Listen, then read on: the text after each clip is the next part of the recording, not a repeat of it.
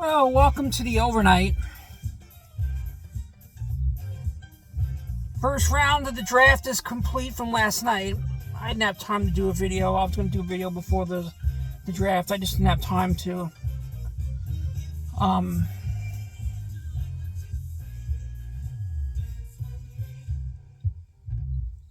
Giants took Arvell Reese and Maui Goa as their first two picks.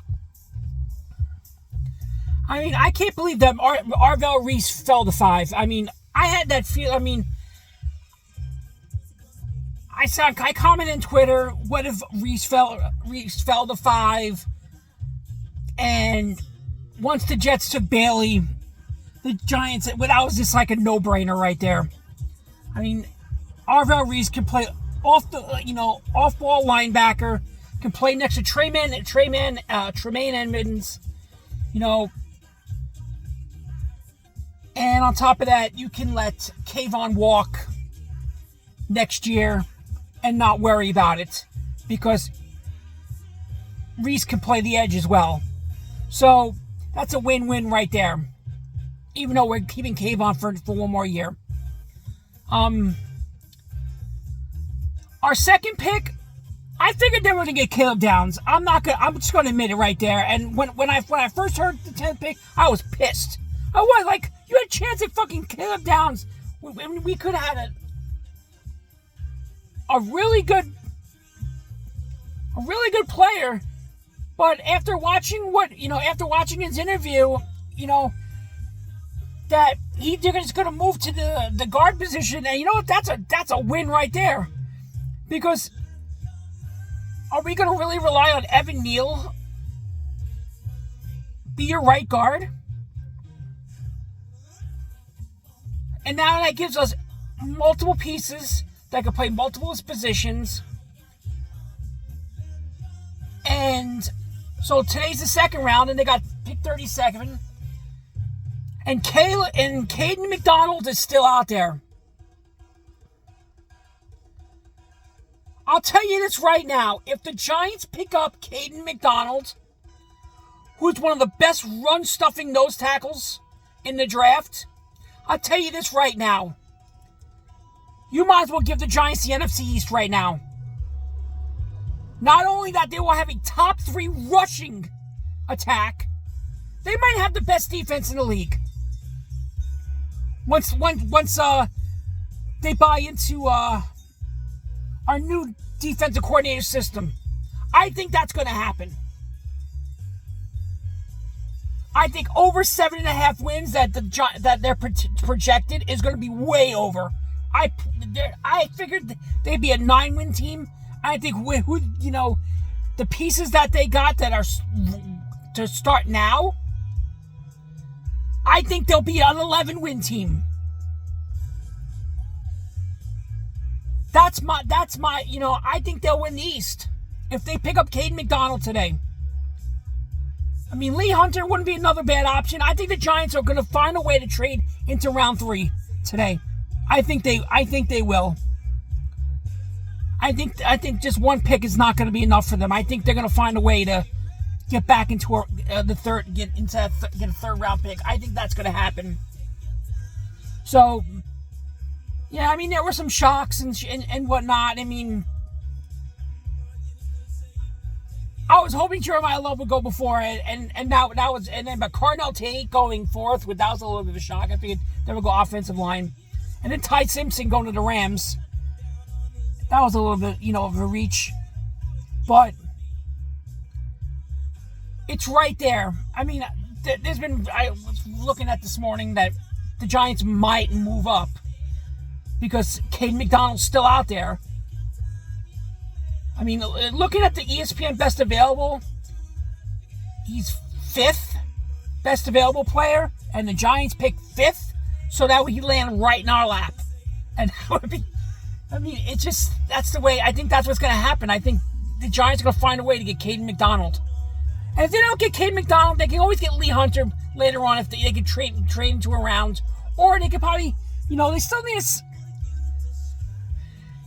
I think they could use a Denzel Boston type you know, because Darius Slayton needs to step his fucking ass up. You know, and I heard all the fucking Odell rumors. What makes you think that Odell's gonna help this team at whatever he is, 35 or something like that? But that's about it for the Giants. Yankees with the sweep of Boston. The pitching looked really good. Now we go to Houston, and that's gonna be I think it's gonna be a little bit tougher test than people, you know. You just gotta keep fucking Yordan Alvarez in the fucking ballpark. Because you're not a goddamn heater. But Cam Slitley pitched pretty well. Yankees offense opened up late because it looked like after the first 2 innings they weren't gonna fucking hit. I don't think they were gonna put the ball in play. But the Giants did good. The Giants did real good. And I think these two pieces are going to help. Like I said, I think they're going to be a top 3 rushing attack. With Cam coming back, and you got Ricard blocking, and you got that, you know, and we got our, you know, Marigoa, and you got Andrew Thomas, and I think that's right. I think that's the best offensive line we've had in a good long time. As long as Andrew Thomas stays healthy, that's the biggest key right there. If Andrew Thomas can stay healthy, God, this team can win the East. I think this team can win the East with Jackson. We'll just see what happens these next 2 days. But right now, I think if the Giants get Caden McDonald, they will win the NFC East. I will make that bold prediction right now. And if I'm wrong, it's not the first time. So, alright, that's about it. Oh, and like I said, this is the best time of the year for the playoffs. You know, NHL playoffs, NBA playoffs. Oh, and the fucking Bricks. I predicted that Atlanta would upset them. And I think Atlanta has found the blueprint on beating this team is to go after Jalen Brunson on the defensive end. And has Jalen Brunson even look good? Oh, better yet, how about this? How about Mikal Bridges, who Sean Marks robbed Leon Rose in broad daylight? How many points he fucking scored last night? From the first half of game 2 to now, he hasn't scored a point. And then hearing today that, oh, Giannis would look good in blue and orange. No, he won't, because you don't have the fucking draft capital. The fucking Nets do. The Nets have the fucking draft capital to give Milwaukee what it needs. And you don't think Giannis bought that building a few blocks from the Nets training center? You don't think that's a coincidence? I can't fucking wait if that fucking happens.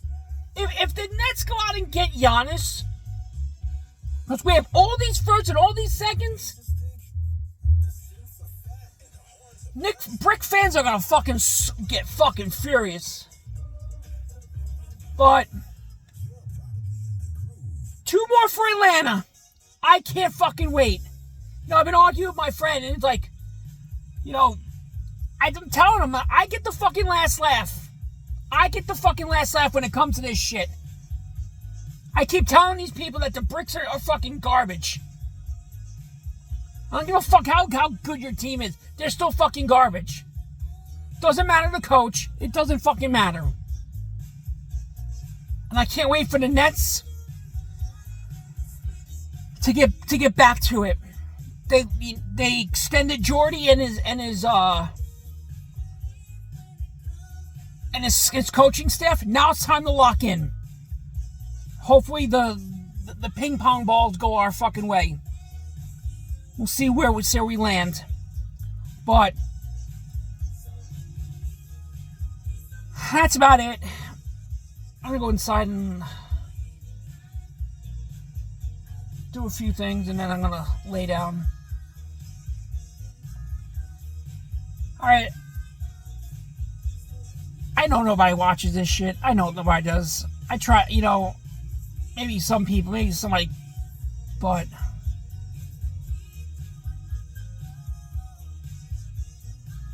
tell me what you think.